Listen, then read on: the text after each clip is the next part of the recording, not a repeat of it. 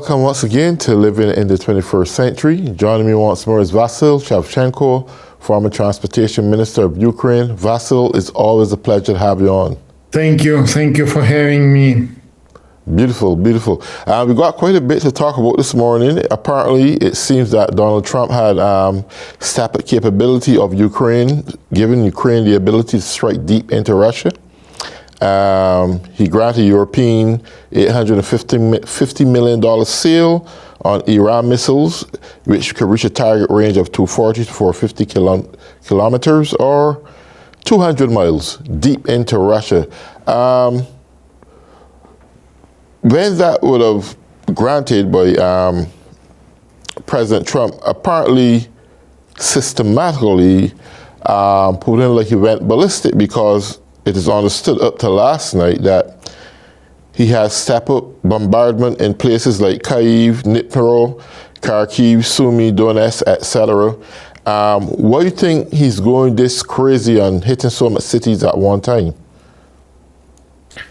First of all, I'd like to start my answer from the type of missile which were promised and were prepared for Ukraine's fighter jets to prevent Russia's blow Ukraine's territory, because distance 200 miles from the point of launch, it's not far from battle line. And first of all, it was a deterrent type of weapon which was prepared for Ukraine forces just to prevent Russia's offensive, maybe in the past. Now we can see that the situation at the battlefield has changed. You know that during the last few years, Russians managed to capture Ukraine's territory less than 1%, thanks to military forces strength and mostly thanks to focusing on type of defense, maneuver type of defense, and weapon which is produced in Ukraine. But nevertheless, to answer for second part of your question, I'd say that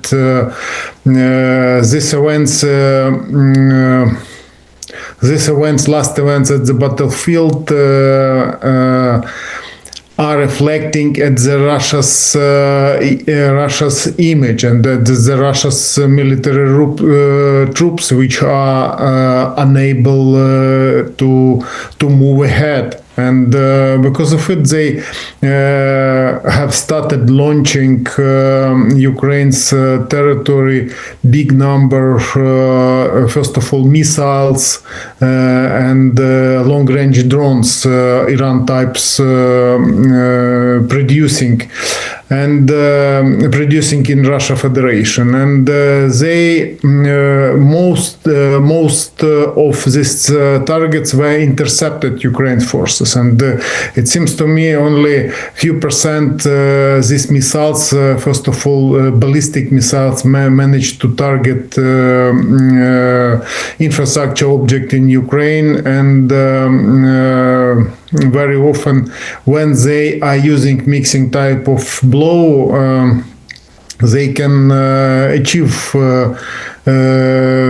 results, and we can see that results. Russia's blow, it's fighting with civilians. You know that type of drones and ballistic missiles and cruise missiles were prepared for fighting with warships, for example, with strong military objects, but they are targeting residential houses. 2 days ago, they shelled Kyiv, and they killed more than 20 persons. And more than 50 persons were wounded. And we can see that type of they are focusing on spreading horror around Ukraine, just to demonstrate that they are able to kill civilians. And it's type of war, and it's all we can understand about Russia's army and Russia's type of negotiations concerning ceasefire, peace agreement, etc. Because their actions are based on lie. Sorry. Well, I'm glad you get to that point because I meant to ask you this question. Recently, I think it was last week, that Zelensky, President Trump, and European allies would have met, and it seems as soon as this meeting was over, everything that would have went out of order between Putin and Trump before, when apparently they would have made some form of significant progress, that was thrown right through the window. Apparently nothing would have happened there. Far from that, up to last night, more than 450 drones would have rained down on these places they would have called, like Kharkiv and Dnipro, Sumy, Donetsk, etc., and Kyiv. With this going on, do you see Putin have any interest in really stopping this war? What would be a strategic plan? Because apparently Zelensky and the military are going to have to come up with some strategic way to draw down on this war. You can't allow Putin to have the say when it will start from when it's not going to, or when it should proceed. What you think should happen despite of all this? Because it don't seem like President Putin has any intentions of stopping this war at all. Yeah, you are right. Russians are not interested in ceasefire and peace agreement. First of all, they haven't received any recommendation from China. They rebuilt their industry for military way, and they are not empire. This type of war is shame for Russia's army, and they are interested in holding under control Russia's population, and they must be involved in war. And this type of relations they have demonstrated concerning negotiations with Donald Trump. I think it's type of special operation, because when we can see that in these negotiations are involved persons who are not specialized for negotiations with the Russia Federation. And I mean Mr. Witkov, who was unexpectedly invited for discussion in Russia Federation concerning proposals to United States. And then it appeared that something was mixed, and Russians were not interested in withdrawing troops from the region from which initially were promised to leave. And as a result, we could see that these negotiations haven't done any results. It's negotiations just for wasting time, because they are not interested in it. And I think that if they have any recommendation concerning ceasefire, it's their meeting in China. You know that China has appointed celebration their victory in Second World War in the Indo-Pacific. It will take place in a couple days. Do you think that the first meeting with Putin and President Trump in Alaska were designed to manipulate Trump's head? Do you think it was to forge a fictitious relationship from the standpoint that it gives the go-ahead to continually bombard Ukraine or destroy Ukraine? I try to say a little bit further different here, because a lot of Russian soldiers are killed. Over 1 million soldiers are dead. since this war would have started. There's a depletion of men in Russia, so to speak, and he has to find alternative means in getting, whether it's North Korea or China, assist him in battle and on the battlefield. With that being said, knowing very well that America have given privilege to the European nations to now accommodate more than $850 in artillery that could reach deep down in his boundaries, do you think it's some form of playing in Putin's mind, like to wage a nuclear war? And I keep asking this question because this man has no respect for human lives. He is engaged in all kind of humanitarian crimes. He's just a serious dude, right? What will stop him from doing something, going nuclear? He doesn't respect the NATO rules and regulations, nothing like that. Sanctions in working, nothing. Diplomacy in working. What would he go for? What would he do next? First of all, I'd say that concerning meeting in Alaska, it was, it seems to me, wrong way to cooperate with the Russia Federation. You know that before he was isolated, he hadn't visited any country except a couple visit to autocratic countries. And I think that maybe United States President had hopes for this meeting, for outcome, and the signal he received from Mr. Witkoff maybe gave him a chances to demonstrate that Putin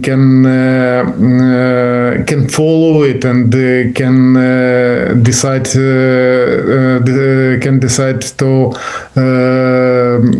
to stop war, to suspend it, this military operation. But it's wrong way, because Trump faced with full-scale lie, and it was prepared from KGB experts, and because of it, it was trap for him. And as a result, he was unsatisfied this meeting, and he lost his hopes for positive outcome this meeting. And then Russia actually demonstrated that they don't care for this negotiation, heavily bombardment Ukraine. It was answer, and it was answer for the negotiations. It's answer for the questions which were discussed. And then they decided to invite him to Moscow just to involve him in deeper relations. But all this action, it seems to me, it's a wrong way for the negotiations with the Russia Federation, because you know that people who's killing civilians every day, who's targeting residential houses, and these persons are not respected around the globe, and unexpectedly they will follow the recommendation to sign a peace agreement with United States President. They estimate it like United States weakness. And because of it, their answer for any negotiations took place concerning ceasefire. Next day, we have more and more heavily bombardment. Then we can see that Ukraine's answer is effective the only way when Ukraine's forces are targeting military infrastructure inside Russia Federation. Just imagine that now Ukraine's forces have eliminated more than 20% Russia's refineries. and now Russia Federation has no enough fuel for ordinary work for military forces, but nevertheless they are limiting civilians and sending fuel from the far east to the battlefield to Ukraine. And Ukraine forces are fighting more and more effectively, and I think that it's good sanction for Russia's action in Ukraine.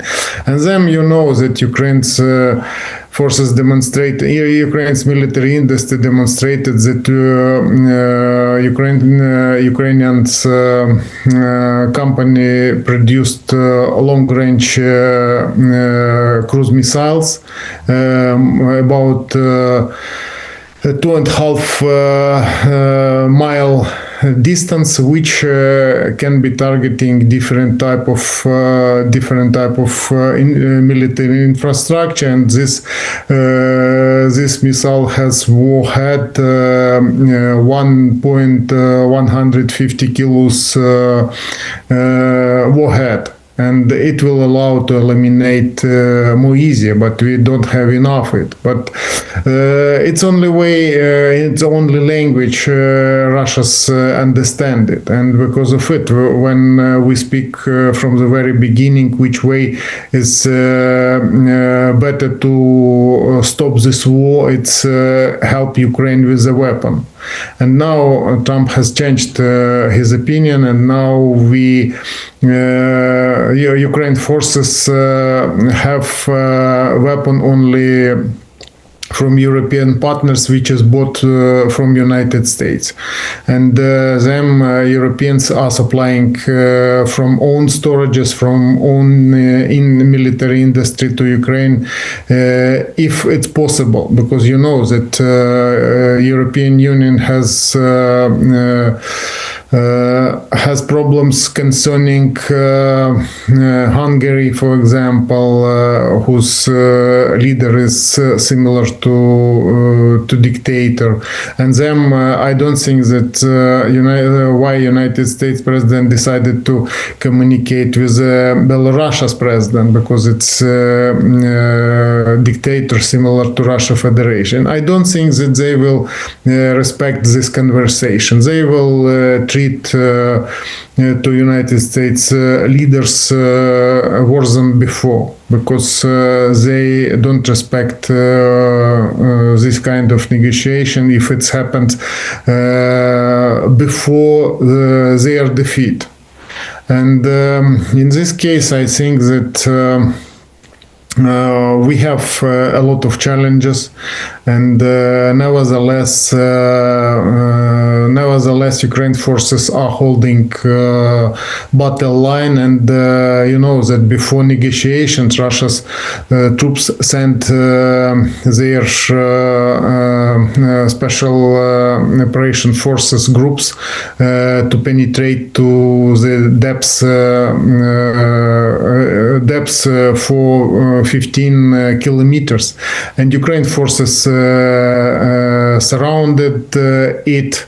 It was good news for media that Russia forces managed to move ahead for 15 kilometers. But after that, these troops were surrounded and were eliminated. But nevertheless, media received good ground for discussion. Do you foresee in the future where Ukraine can deeply penetrate into the boundaries with new ambition now? Do you think they can weaken Russia from the inside, where they can cripple them from the inside? I know that you say they are destroying a lot of their refineries, but what about production plants? Is there a possibility that Ukraine would be able to do that? I cannot say that Ukraine forces will be able to eliminate all their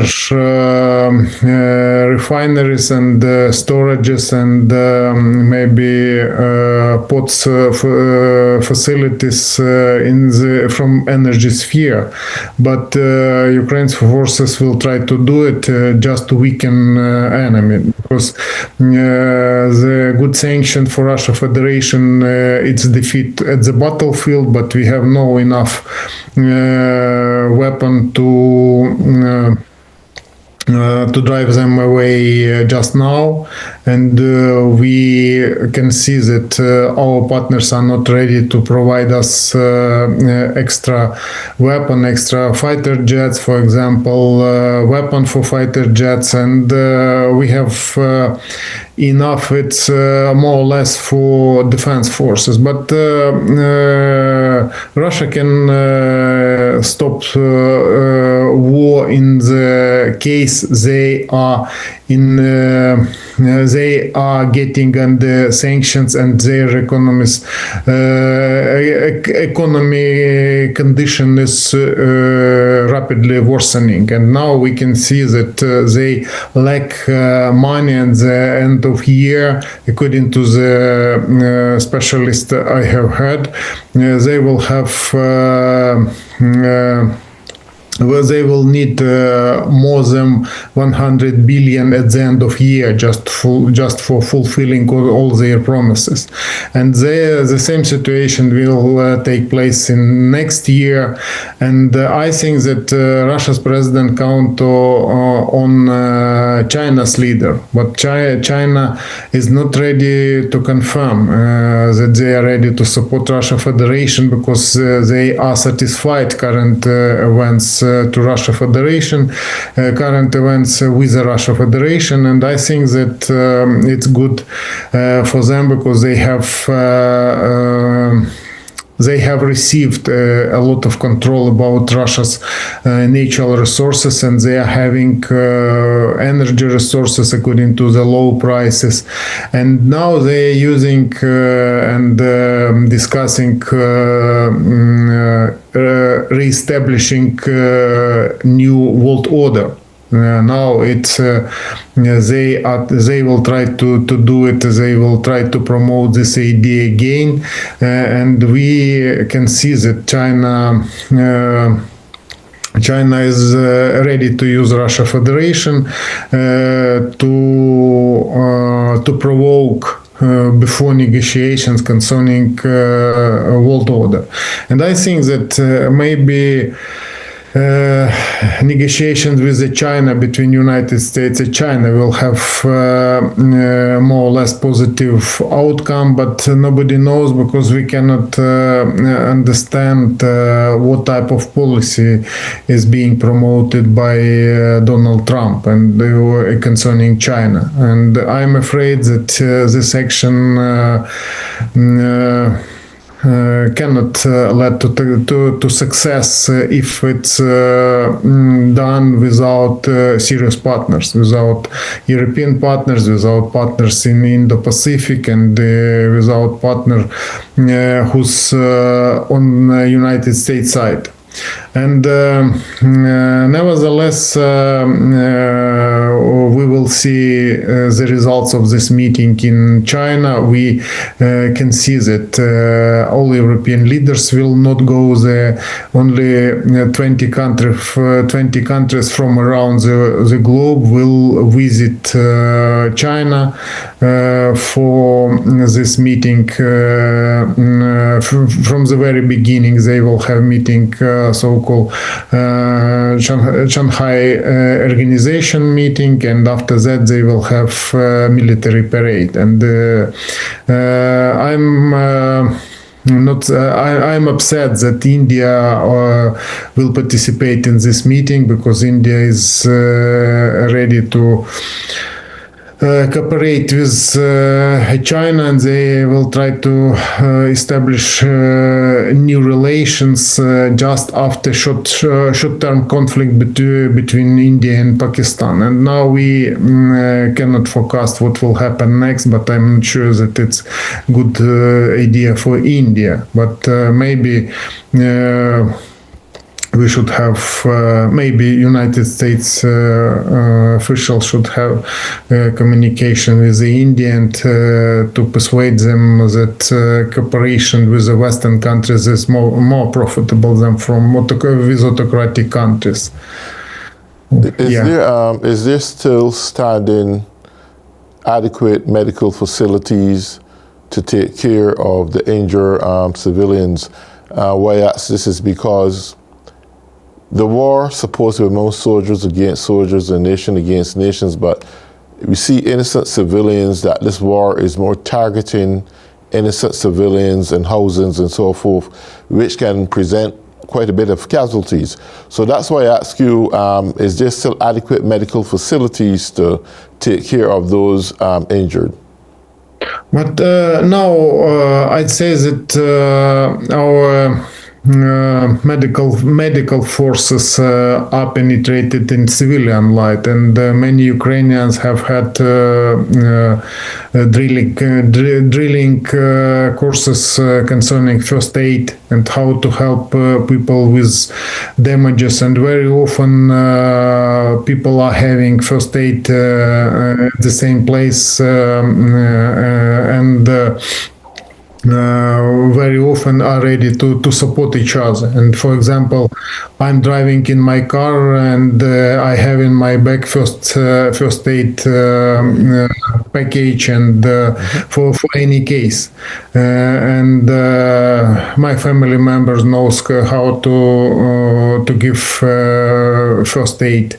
And I think that many Ukrainians are ready to help each other, because we are living in war condition, and every day something happening. We are trying to have more or less normal life, but it's very often it's quite difficult to do after having